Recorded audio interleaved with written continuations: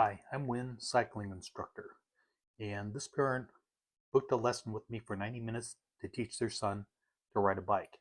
So I had the student on my training bike, and we put the saddle all the way down and instructed him to go all the way down to the other end of the playground and see how far you can go without your feet touching the ground. And this is what it looks like on his first couple of passes. So at 20 minutes into the lesson, I give him some additional coaching, and you can see now that he's moving quite a bit faster. And uh, sometimes we have other people on the playground, so we just have to deal with that. But if you notice, he's zigzagging around, and that's pretty normal for kids. What he's also doing is as he starts to fall, he's starting to turn into the direction of the fall. So at 26 minutes into the lesson, you can see that he's still progressing along. We've moved the saddle up higher, and so he's has more leg extension also. Okay, this is 34 minutes into the lesson. Asked him to try launching from that position, and this is what we're seeing.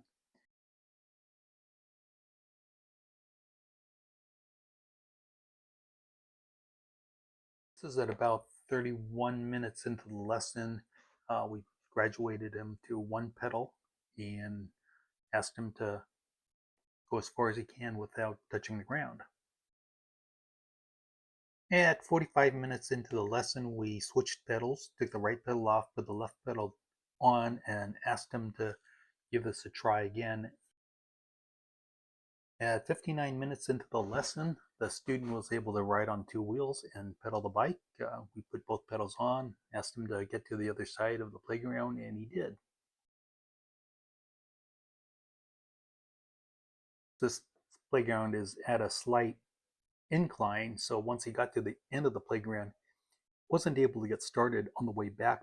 Approaching our 90-minute mark at the end of the lesson, he was able to start riding laps here, as you see him riding past us, and we had him ride around these partial tennis balls to make a loop, either making right turns or left turns.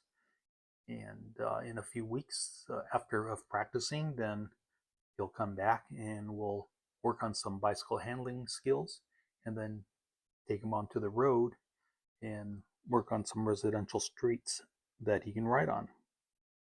So this is a typical scene that gets repeated by me many times in the Learn to Ride program. I think a lot of parents find it valuable because it gets them out of the loop of trying to get into arguments and screaming and crying conditions, and they just leave it to somebody like myself that is highly qualified and able to produce results for them in a very short amount of time.